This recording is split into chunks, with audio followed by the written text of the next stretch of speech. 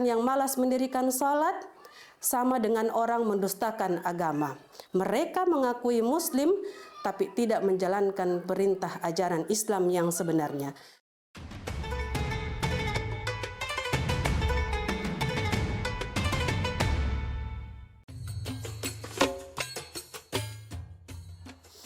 Bismillahirrahmanirrahim. Assalamualaikum warahmatullahi wabarakatuh. Alhamdulillahi rabbil alamin. Wassalatu wassalamu ala rasulillah wa ala alihi wa sahbihi wa man walah, amma ba'd. Sahabat yang dirahmati Allah subhanahu wa ta'ala, sedih terasa hati ini apabila melihat kondisi umat muslim saat ini yang berani meninggalkan sholat. Masjid-masjid sedikit sekali yang mau memakmurkannya. Bahkan ada masjid jarang terdengar dikumandangkannya suara azan karena sibuknya masyarakat terhadap dunia. Salat adalah tiang agama. Sabda Rasulullah Shallallahu Alaihi Wasallam, Rasul Amril Islam. Pokok perkara adalah Islam. Wa amuduhus sholah. Tiangnya adalah salat. Wa dhirwatu sanamihil jihadu fi sabilillah. Puncaknya adalah jihad fi sabilillah. Hadis riwayat Ahmad, Tirmizi, dan Ibnu Majah. Ada beberapa alasan yang membuat seseorang malas mendirikan sholat. Yang pertama adalah mereka tidak mengetahui betapa buruknya orang yang malas mendirikan sholat dan tidak mengetahui ancaman Allah Subhanahu wa Ta'ala kepada orang yang malas sholat. Dalam surah Al-Ma'un ayat 4 dijelaskan bahwa orang yang malas mendirikan sholat sama dengan orang mendustakan agama.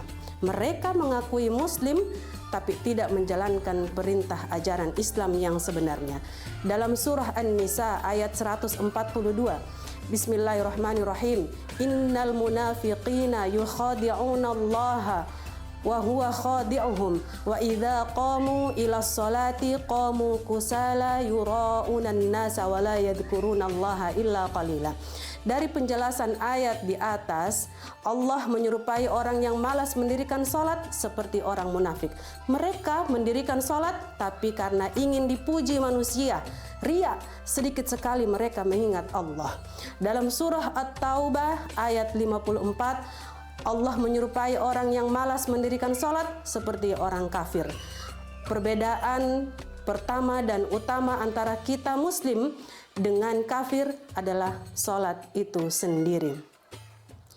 Kemudian yang kedua adalah orang yang malas mendirikan sholat karena tidak mengetahui manfaat sholat baik secara lahir dan batin. Sholat merupakan jarak terdekat kita dengan Allah Subhanahu wa Ta'ala. Ketika kita bingung, kita tidak tahu mau curhat ke siapa dengan masalah kita, pertemuan dengan Allah di sholat itu adalah momentum kita bercerita, curhat kepada Allah Subhanahu wa Ta'ala. Sholat juga mencegah kita dari perbuatan keji dan mungkar. Yang ketiga, menjadikan sholat itu sebagai beban, bukan sebagai kebutuhan.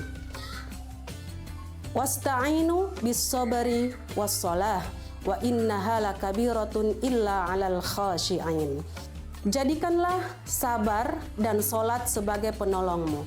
Kenapa kita tidak yakin bahwa sholat ini adalah pencerahan dari semua masalah-masalah kita yang ada?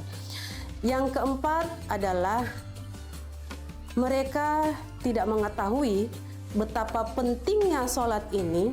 Perintah sholat tidak diturunkan melalui wahyu Al-Quran, tetapi langsung dijemput oleh Nabi Muhammad SAW di hadapan Allah Subhanahu wa Ta'ala yang kita kenal dengan peristiwa Isra dan Mi'raj. Sedangkan puasa, zakat, dan haji diturunkan melalui ayat Al-Quran. Jadi sholat adalah puncak peribadatan kepada Allah Subhanahu wa Ta'ala. Dan sholat merupakan amal yang pertama kali dihisab di yaumil akhir nanti. Siapa yang baik sholatnya, maka baiklah seluruh amal-amalnya. Apabila buruk, maka buruklah seluruh amal-amalnya. Sekian dan terima kasih. Assalamualaikum warahmatullahi wabarakatuh.